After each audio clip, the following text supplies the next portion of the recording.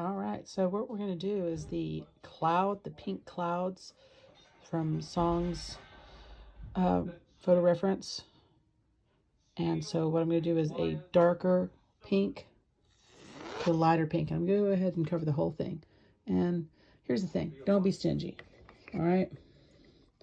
This is usually the problem, is people are stingy and you may be like, I'm running out of paint, but it won't look as good.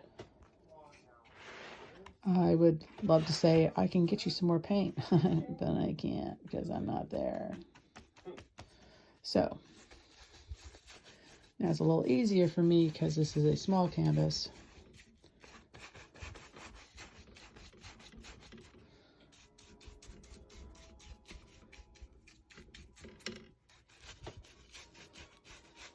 And if you're doing canvases, I suggest painting your edges just that way you can hang it right up. Now notice how I'm not like up, down, smooth. No, I'm letting some brush strokes show. So it's going to be darker at the top, and it's going to be lighter at the bottom. If you're like, what are you talking about? Go outside and look.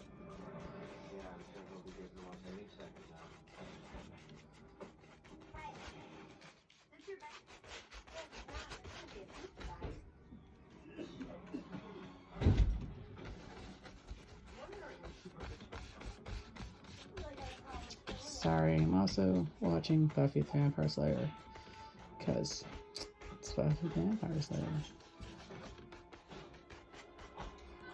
More precisely, listening to Buffy the Vampire Slayer.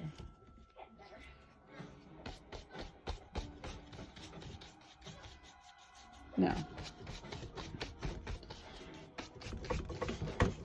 so,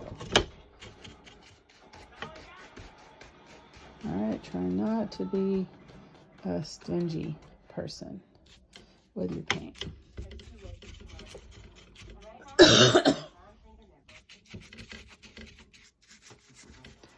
Now, put that back in there. I'm going to take out this brush. This is my flat. So think about flats like you would for when you're dealing with makeup brushes, okay? So I'm going to take this white, add some more, and what I'm going to do is I'm going to go ahead and create a regular shape. Now it's going to just kind of melt into this wet surface. So I can dry it using a hairdryer, which I will do in a second. But I want it to melt a little bit.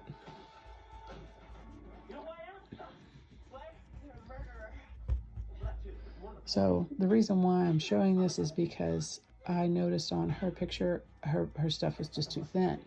I was asking what the white things were because they disappeared. And as you can see on wet paint, white just disappears right into it, especially this cheap student grade paint.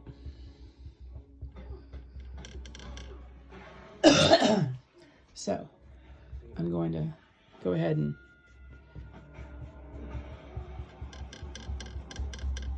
dry up the surface so that it doesn't just dance around.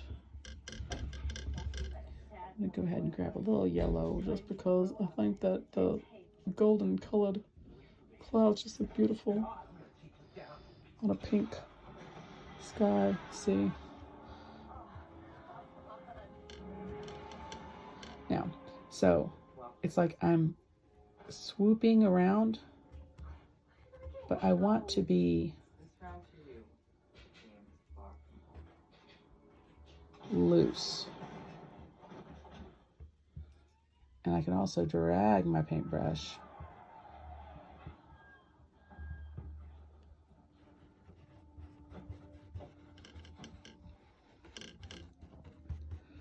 so now I'm going to get a hairdryer. I'm just going to dry the surface a bit so you can see.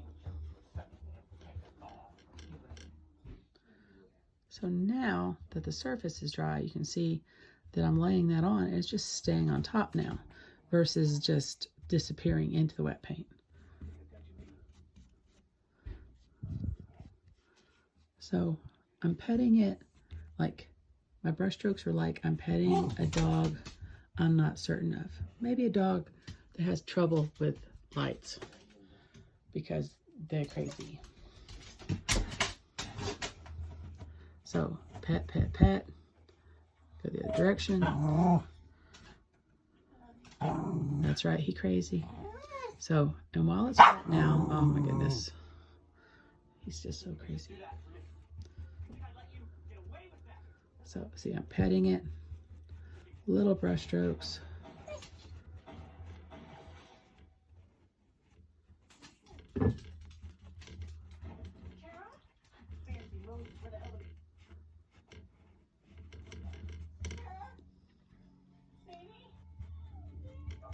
So little brush strokes. Pull, pull, pull.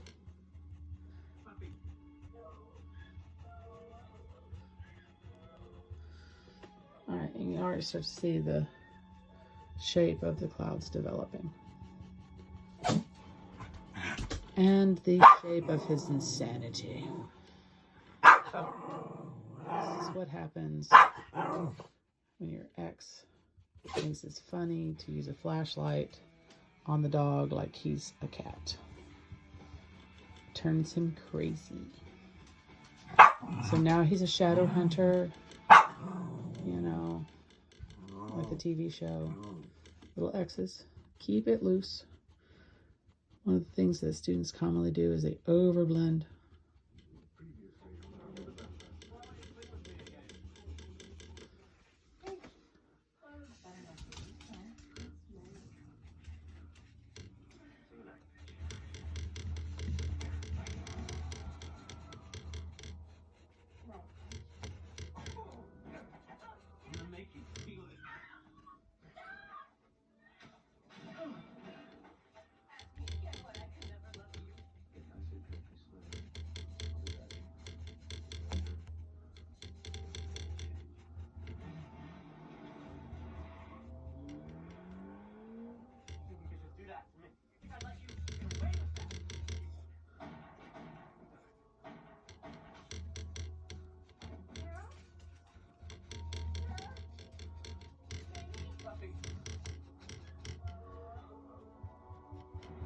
So like a penny.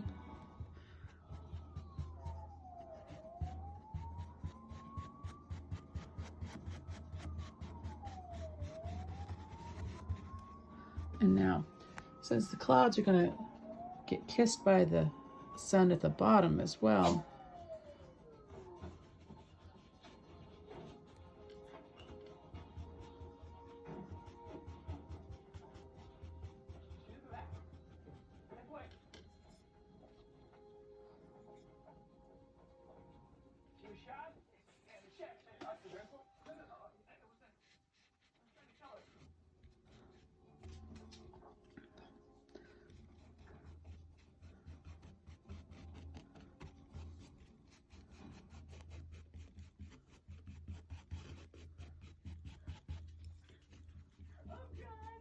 now something like that happens, don't pick yourself to death because brushes lose hair.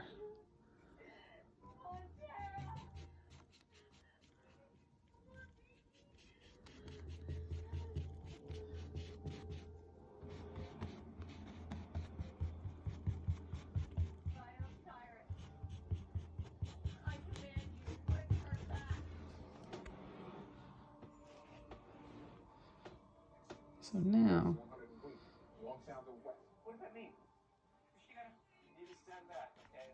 take a little purple, so the pink and the blue together.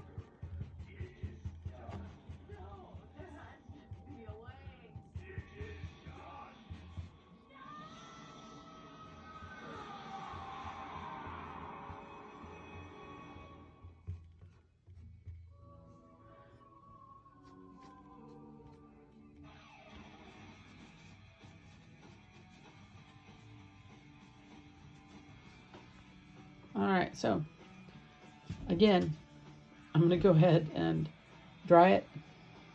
Look at my reference photo. All right, so I'm just still adding more. And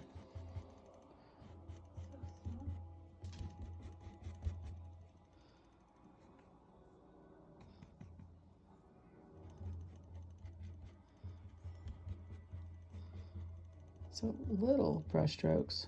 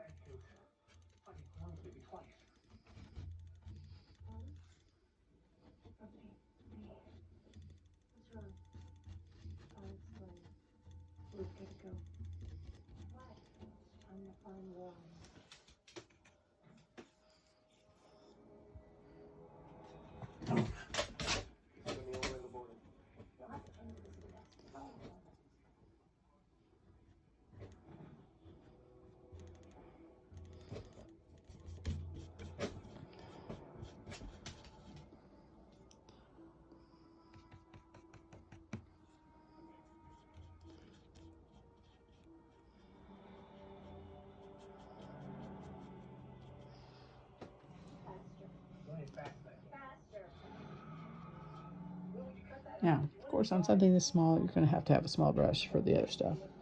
But